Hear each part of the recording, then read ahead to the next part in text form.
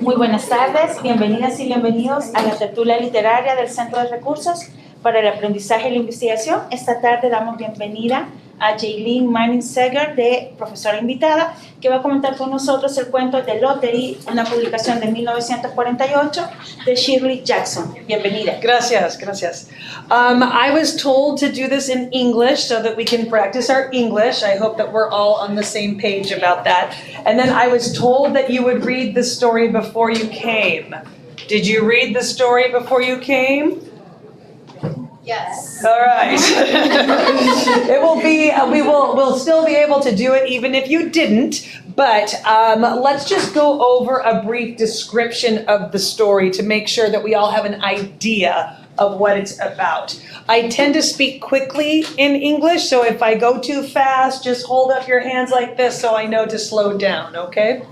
All right, so first and foremost, what is the name of the short story? Yeah, everybody should know that. Why? Because I wrote it up there. All right, that's right. So the name is The Lottery. And when we approach literature, like the first thing we want to do is look at a title. We can find a lot of information in a title. So what does this title tell us? Is it any lottery? No. If it were any lottery, what would the title say? A lottery, right? So just the fact that we're using the definite article right here is something that tells us that we're talking about something very specific, all right? And then I was talking with my students yesterday that here in El Salvador, there is a lottery, correct? Right? Okay, and usually what does someone win if they win the lottery? What do they usually get?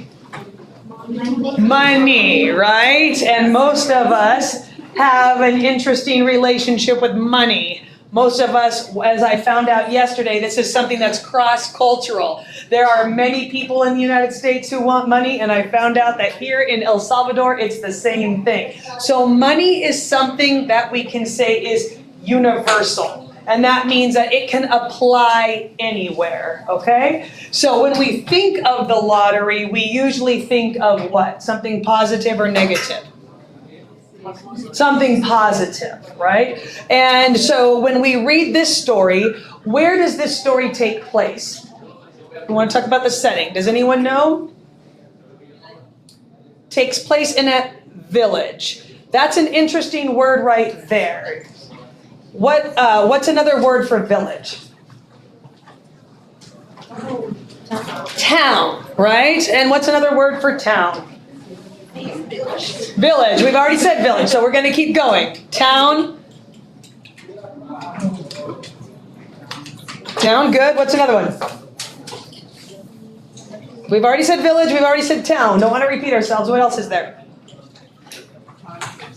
Countryside, good. Yes, notice how we're not saying city, right? When we think of a city, what do we think of? Buildings. Buildings. What else? Traffic. Traffic, right? What else? Pollution. What did you say, Photoshop? Pollution. Tell me, say it again. Pollution. Pollution, yes, from all the people and all the cars and what have you. What else? In literature, when we have a city, usually the city is going to represent the modern. That we heard from buildings, that we heard from pollution, that we hear from traffic, right? That is representing modern. So when we say village, what do we think of? Outdated. Outdated, right? So now when we think that this tells us that this story takes place in a village. So instead of thinking of something modern, we already have in the first paragraph something that's indicating to us that something is happening that is outdated, okay? All from just that word village alone. All right, when did this story take place? What does it say? I'm going to have to tell you because I see that nobody brought the story with them. That's okay. Do you want to get on your cell phones and Google The Village by Shirley Jackson and put The New Yorker? And it will bring that story up. It will bring a link to it. And then we can go through it together.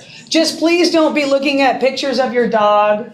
Please don't be going on Facebook. Just look up the article and we can go through it together. Tiziana? For the students that are in my class, I send you the link. So you can, you have it there. You just go to the Google chat. All right, if anybody has it up, it's the 4th and 5th words. When does this story take place? What's that? What? That's where it takes place. When? June 27th. What is curious about that date? What's that? Say it again. Yeah, right. Okay, so we have June 27th. When we tell someone a date, what are the 3 pieces of information that we usually tell someone when we tell them a date? Yeah, the day, the 27th, the month, and the year. All right? What is missing in this date? The year. Why? That's curious. We always want to remain curious. We always want to interrogate. We always want to investigate. We always want to talk to this reading, right? We always want to interrogate. Why would you leave the date out? Why do you think that there is no date here? Maybe because the main topic could continue practicing today. Yes. When we don't have a year, we can usually extrapolate from that. We can usually understand from that maybe the author is trying to make sure you know that this piece of work can apply in the past, in the present, and in the future. So we purposely don't have a date here so that when we read this story, and by the first time we read it, we think, oh, that was fun at first and then scary at the end. But what we're going to do is we're going to go through this story and we're going to see how the author is constantly giving us clues as to the end. Since some of you weren't able to read it, I will just tell you a quick overview of the story. The story is called The Lottery, and it's set in a village, what we already said in our first paragraph, and it's set in the summertime. Before I get into it, when we think of the summer, and again, maybe this doesn't translate to El Salvador, so let me ask real quick. Growing up when you were in elementary school, was there a summertime, and did that imply no school? No. Okay, in the United States, and so that's another thing when we read literature, there are many different ways that we can read literature. Many people just read it, and it's called a closed reading where they just read the information here. I prefer what's called a new historicist reading, and what that does is I like to go in and see what was going on in the author's life. I like to see what year it was written. I like to see what was going on in the world. I like to see what the intention is of the author. I like to see where it was written. So it was written in the United States. So in the United States, we have a school year, 8 months out of the year, and then we have what's called summer, and it's 3 months off-ish. So if you are a child, and you know that summer is coming, what do you think a child thinks? Vacation. Vacation! Freedom! No studying! No having to sit in a desk and listen, right? No being held in the prison of the education system. This is what happens when you finish the regular school year here, but it happens in November and December. Okay, all right, so thank you, I appreciate that. All right, so this is kind of what we're doing right now. We're kind of giving us a background of what's going on before we're getting into the story. So here we have 1948. That's when this was written. Okay. Does anybody know anything about anything that was going on around that time? Anything global that might have been going on at that time? Anything really scary and horrible, and it was maybe the second one of them? It started with a W. So it's called World War II. So World War II was when many countries on this planet were not getting along and they were fighting. all right? Does anyone know of anything specifically horrific that was happening during World War II in Europe? And specifically Germany. Genocide. And what do we tend to call that one particularly? The Holocaust, all right? So when we think of the Holocaust, we think of genocide, we think of persecution of people, and we think of nobody trying to stop it. We think of atrocities happening and everybody sitting back and being too afraid, whether they agreed with it or not, to do anything about it. Okay, so just from the title, we see it's the lottery. All right, so we have our definite article here, and we have a lottery here, which usually implies something freeing, money. It usually implies something wonderful, money. It usually implies power, money. Okay, and then we see here, but it was written in 1948. Okay, so keep in mind, 1948 is well before many of the dystopian works that we have now. Has anyone heard of The Hunger Games? Anyone? All right. So now that we have many books like The Hunger Games or many movies like that, we have this dystopian genre of literature, and now it's very popular to understand why the ending of this happened. But when she wrote this, it was shocking. Because the lottery, the person who wins this lottery at the end ends up dying. The village people come together and they kill her. They kill her with stones. They stone her, all right? So instead of being chosen for something wonderful or good or exciting or powerful, she's chosen to die. It's the exact opposite of wonderful. It's the exact opposite of powerful. It's the exact opposite of good. All right, there's one other thing interesting. Can anyone say something else interesting that just could be up here in this information as we're looking for information? So we've already talked about the title. We've already talked about the date. What could the last interesting thing be? The author. All right, can anyone see something interesting here? Tiziana, do you see it? You lived in the United States for a while. Do you see it?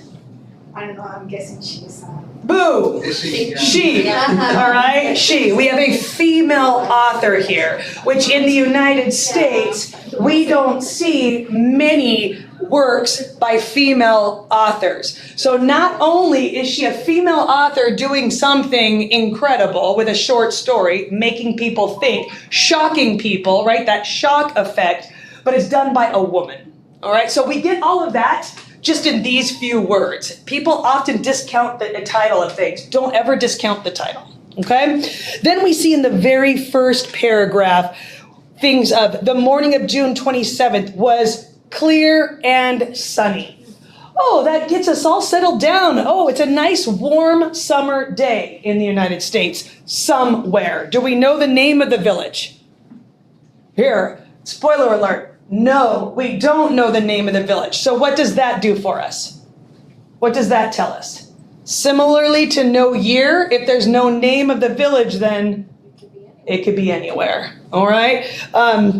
All right, and then it says here, with the fresh warmth of a full summer day, the flowers were blossoming profusely and the grass was richly green. What a beautiful setting. We see it's the lottery and we think, oh, money. We see a summer day where nobody's bound by school. We see that the flowers are blooming and everything's green and beautiful. So we're still following where our body emotions are still regulated. We're excited about what we're going to read next. The people of the village began to gather. And we see here that it's 10 o'clock in the morning. So if it's 10 o'clock in the morning, the idea is we're fresh and we're ready for the day, as opposed to if it's 5 o'clock in the afternoon, at least in the United States, we're tired from a long day's work. Or often when something's at sundown, it implies that's toward the end of the day or toward the end of one's life. So the exciting thing about this is that it's in the morning.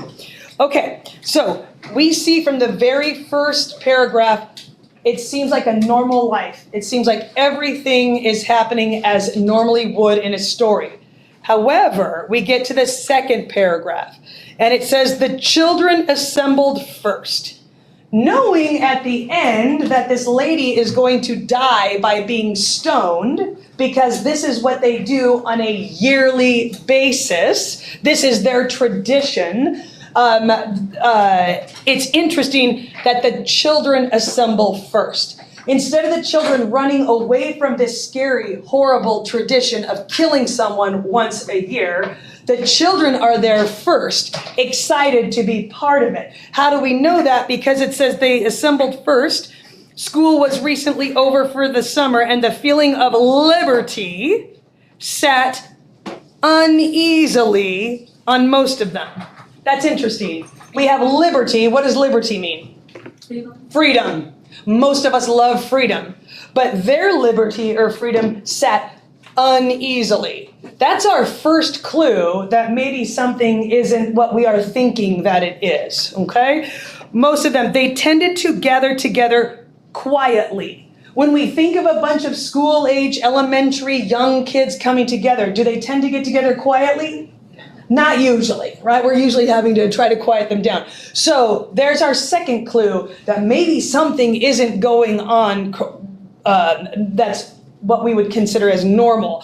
But if we're not reading this carefully, we're going to miss these clues. Most of us probably read this story and thought, oh, right? And that's what she was expecting. But when we go back, and that's what we do with literature, I have never met any literature expert who reads something one time and has all the answers. The awesome thing about literature, especially one like this that's canonic or timeless, is that it doesn't matter how many times we read it, we can always learn something new. Okay, so they got together quietly for a while before they broke into boisterous play.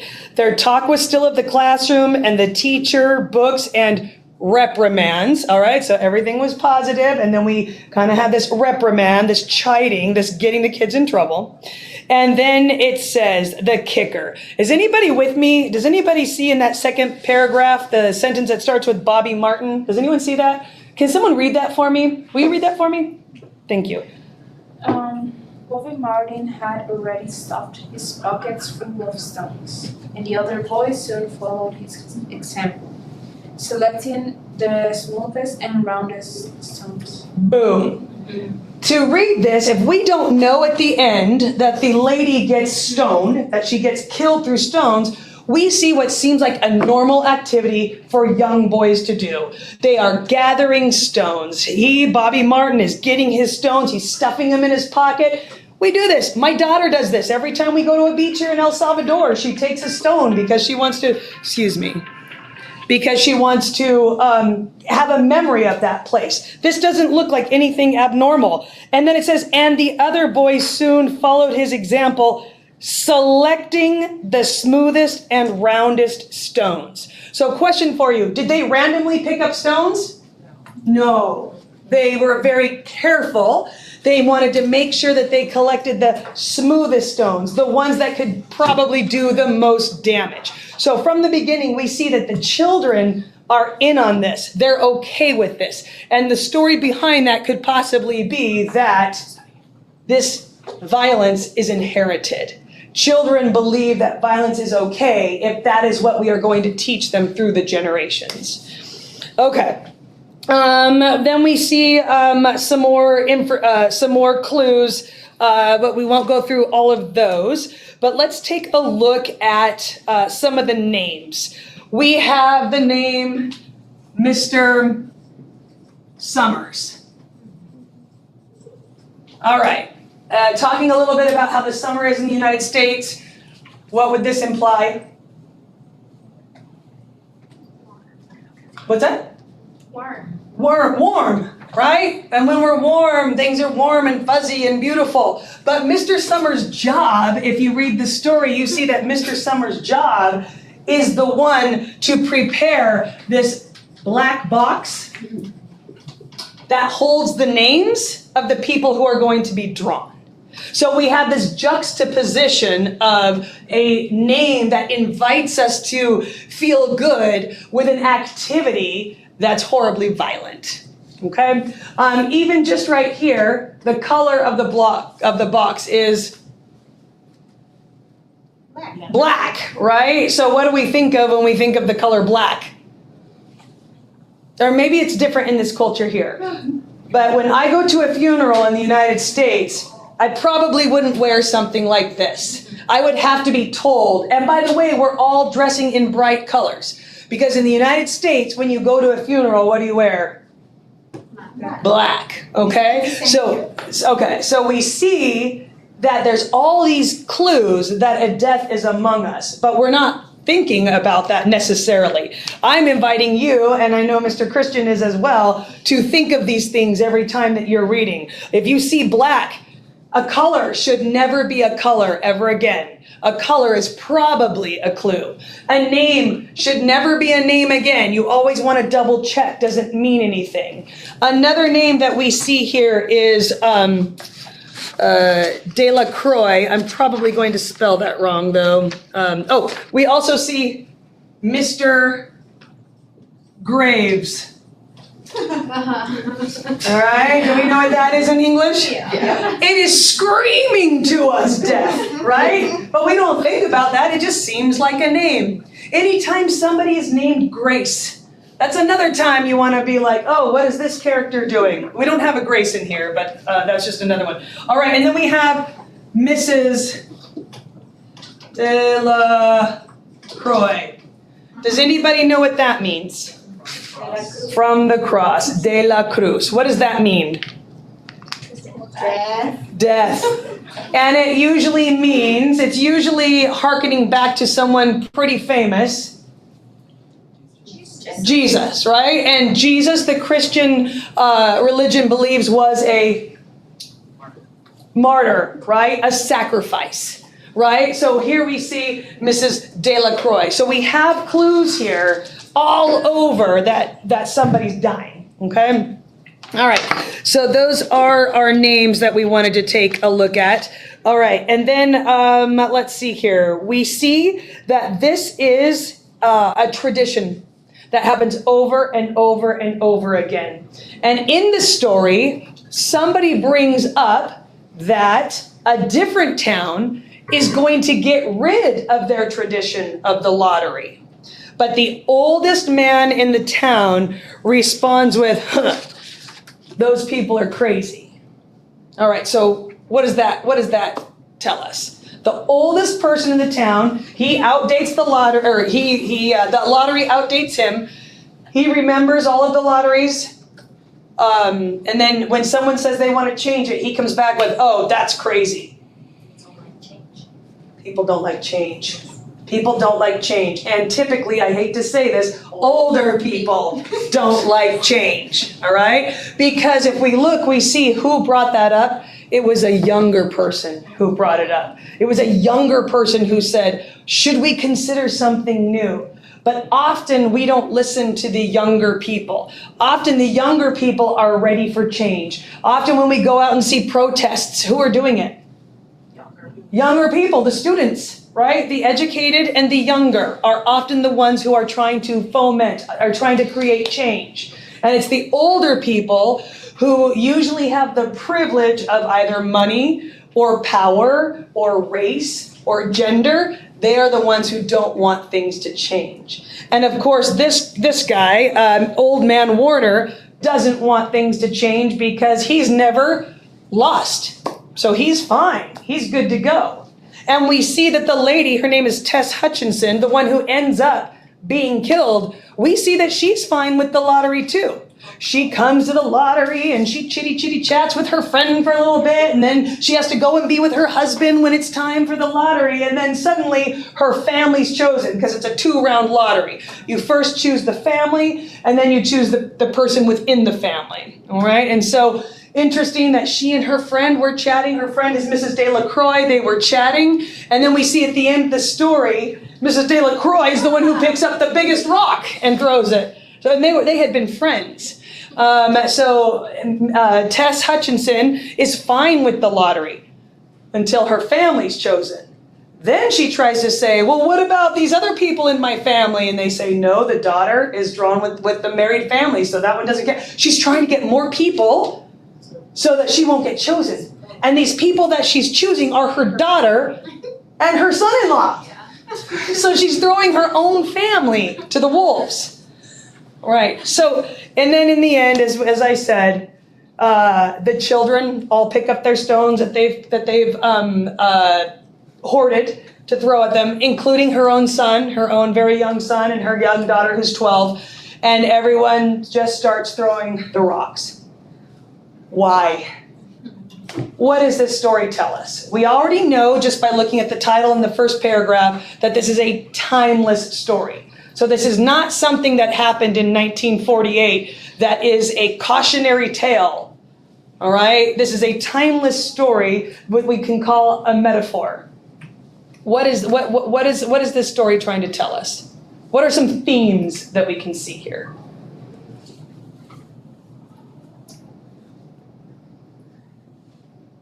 I think selfishness. Selfishness, yes, definitely. And I'm seeing that right now in my own country, where in my own country right now, there's some interesting stuff going on where there are a lot of people who are like, oh, well, that's happening to them.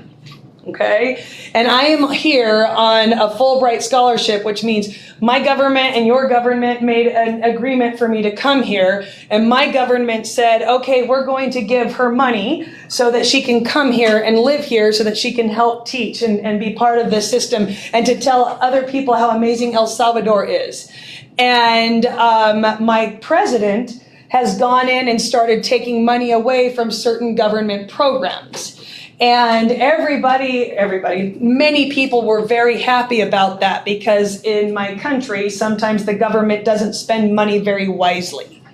But it's very interesting that so many people, and you through Facebook or what have you, were so happy about this until it touched them.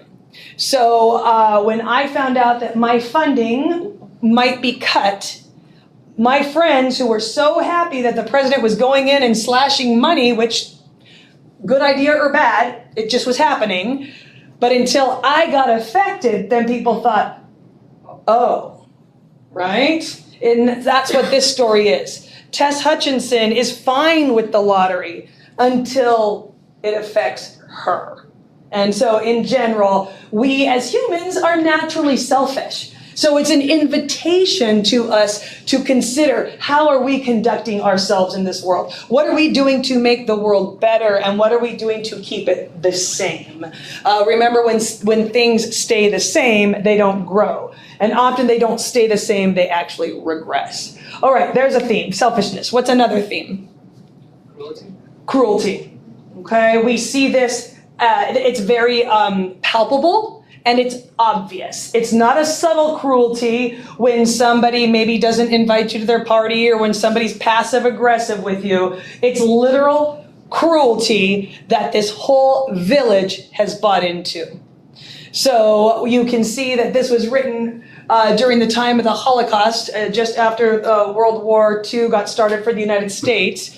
And what she is trying to say here is, we're all here in the United States saying, so glad that's not happening to us, instead of saying, what are we going to do about it? There is cruelty going, worse than cruelty. There's genocide going on. We are destroying people for more than just a belief, for who they are in their bloodline, because some people don't think that they're valid and that they belong here. And so she is inviting us to say, hey, on the surface, you might think this is a good thing that we're, I don't know, limiting the amount of certain people living here, but it's not. All right, cruelty. What's another one? I think it's a criticism of the norms that you have as a society. Correct. Because, you know, like you were saying earlier, it's good and I'm fine, and you know, unless it's touching me, then I only have a different perspective of what's going on. So I think it's just that point of maybe we're numb about it, maybe we are not aware of it, but when it touches us, we change the way that we are seeing and perceiving it different, with a different eyes. That's exactly right. That's exactly right. And so what she's doing is she is inviting us to reevaluate our norms. Some of our norms are good norms, right? We want to have speed limits and we want to have laws. We want to have certain norms. But there are other norms that don't make sense anymore. And so she is screaming that this norm of hurting people doesn't make sense anymore. And so this idea of change.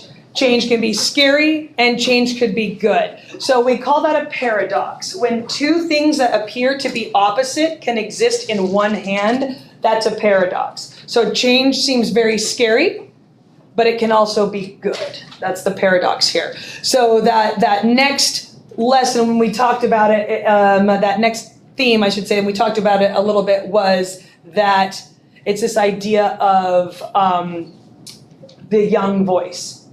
One of the reasons why I chose this is because you all are here and you are young, which means you have the energy, which means you have new perspective. You can see the old customs going on and you can also feel the new customs that you want to have in place. You are all at the university, which means you're exercising your mind, which means you can see the things that should not be happening, and then you can go and do something about it.